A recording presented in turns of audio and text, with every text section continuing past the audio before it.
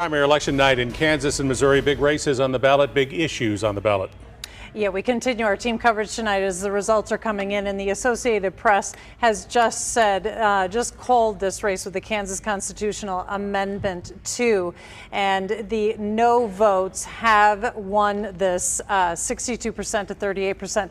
I want to bring in Michael Mahoney right now. We've been watching the Kansas counties come in and all the precincts counting. What are your thoughts on this, Michael? A couple of things is I don't think anybody on the no campaign or the yes campaign expected a double-digit win like this, certainly not by this sort of margin.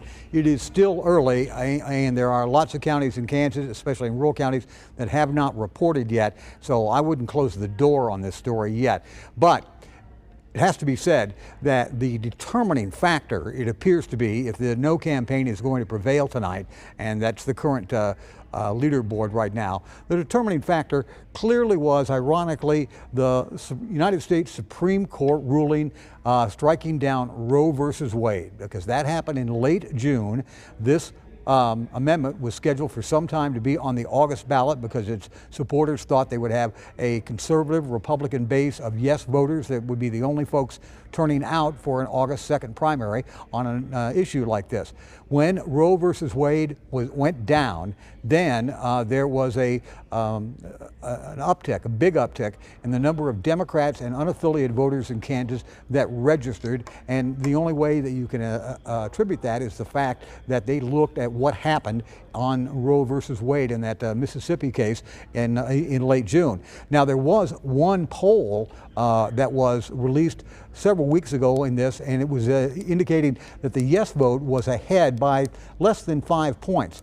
Almost everybody I talked to indicated they thought this was going to be a lot closer race than it seems to be tonight. I think another factor was to the degree to which folks learned about this leaked audio where the yes campaign advocates were saying, well, we're going to ban abortion in the next legislative session. The yes campaign tried to walk away from that, but that got a lot of traction. But clearly, the SCOTUS ruling on Roe versus Wade motivated people to get involved in this race, which is the first one in the nation to have a vote post-Roe, and we have this result tonight, and I don't think you can underestimate the impact of that decision. Chris? Before we leave this race, just real quick, the Johnson County numbers that we have been looking at right now with 442 of 610 precincts reporting, the no's have a 69% share of the vote right now to 31%. Certainly the no votes, the no side, we're relying on big pluralities, especially in Johnson County, but to probably an equal degree, Wichita and Topeka as well. Well, certainly in Johnson County, I think the no vote was optimistic about how they'd perform in Shawnee County, which is Topeka. Many thought that Sedgwick County, Wichita, would be a battleground. It has literally been a battleground for abortion issues in the state of Kansas for 20 years now. And right now, the no vote is carrying in Sedgwick County, but not by the 2-to-1 margin that we've seen up here in Johnson County, and it's not quite as large as it is in Sedgwick County.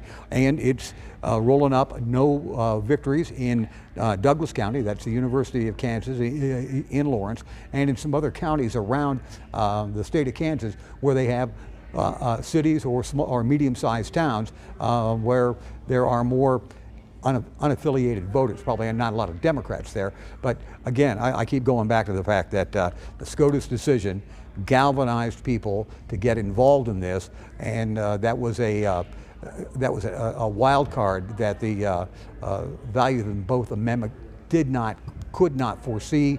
And then, despite their organization, and they were organized, as Haley said, very well organized, they just couldn't overcome the hurdle of this motivation of people to get out and vote if these numbers stand and the amendment goes down to failure tonight. Now the next question is going to be, are there going to be more lawsuits about the abortion statute in the Constitution?